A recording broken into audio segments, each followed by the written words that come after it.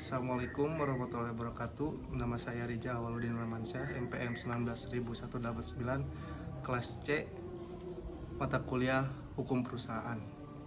Di sini saya akan menjelaskan mengenai PT Peraturan Omnibus Law atau Undang-Undang Cipta Kerja.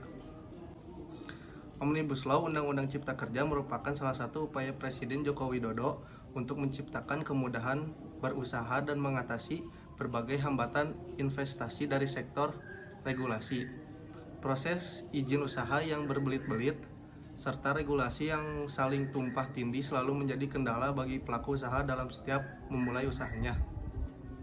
Oleh karena itu, untuk mendorong investasi dan meningkatkan pertumbuhan ekonomi, diperlukan terobosan hukum melalui Omnibus Law atau Undang-Undang Cipta Kerja.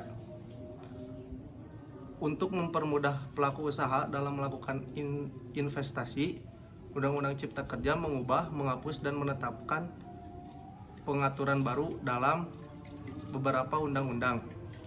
Salah satu fokus pembahasan yang diatur di dalam Undang-Undang Cipta Kerja adalah penyederhanaan pendirian perseroan terbatas yang sebelumnya diatur di dalam Undang-Undang Nomor 40 Tahun 2007 tentang Perseroan Terbatas atau UU PT. Maka dari itu, pelaku usaha yang ingin mendirikan PT di bawah tahun 2019 harus melakukan penyesuaian dengan mengikuti peraturan yang tercantum di dalam UU Cipta Kerja dan UU PT agar mendapatkan nomor induk berusaha NIB melalui Online Single Submission atau OSS. Berikut ini akan diuraikan beberapa peraturan baru dalam mendirikan PT sesuai UU Cipta Kerja.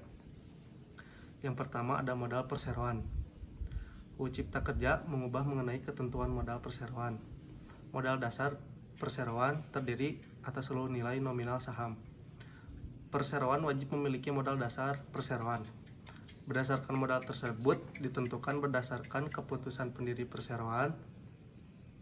Sedangkan di dalam UU PT disebutkan bahwa modal dasar perseroan paling sedikit 50 juta rupiah. Selanjutnya ada status badan hukum.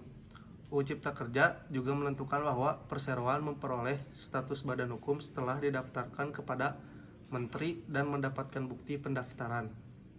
Hal tersebut diatur berbeda di dalam UU PT yang menyatakan perseroan memperoleh status badan hukum pada tanggal terbitnya keputusan menteri mengenai pengesahan badan hukum perseroan. Untuk selanjutnya, pengesampingan ketentuan PT didirikan oleh 2 orang atau lebih. Pasal 109 angka 2 Undang-Undang Cipta Kerja dan pasal 7 ayat 1 Undang-Undang PT mengatakan bahwa perseroan didirikan oleh 2 orang atau lebih dengan angka notaris yang dibuat dalam bahasa Indonesia. Undang-Undang PT mengatur bahwa ketentuan pendirian PT harus 2 orang atau lebih, tidak berlaku bagi perseroan yang seluruh sahamnya dimiliki oleh negara atau perseroan yang mengelola bursa efek, lembaga clearing dan penjamin, lembaga penyimpan dan penyelesaian, dan lembaga lain sesuai dengan Undang-Undang tentang Pasar Modal. Melalui UU Cipta Kerja, ketentuan tersebut ditambah dengan badan usaha milik daerah atau BUMD, badan usaha milik desa atau BUMDes, dan perseroan yang memenuhi kriteria untuk usaha mikro dan kecil. Perseroan yang memenuhi kriteria untuk usaha mikro dan kecil. UU Cipta Kerja mensisipkan 10 pasal mengenai perseroan yang memenuhi kriteria untuk usaha mikro dan kecil. Perseroan yang memenuhi kriteria usaha mikro dan kecil dapat didirikan oleh 1 orang. Pendiriannya dilakukan berdasarkan suara pernyataan pendirian yang didaftarkan secara elektronik kepada Kementerian Hukum dan Hak Asasi Manusia atau Kemenkumham, sehingga tidak diperlukan akta notaris dalam mendirikan perseroan untuk usaha mikro dan kecil.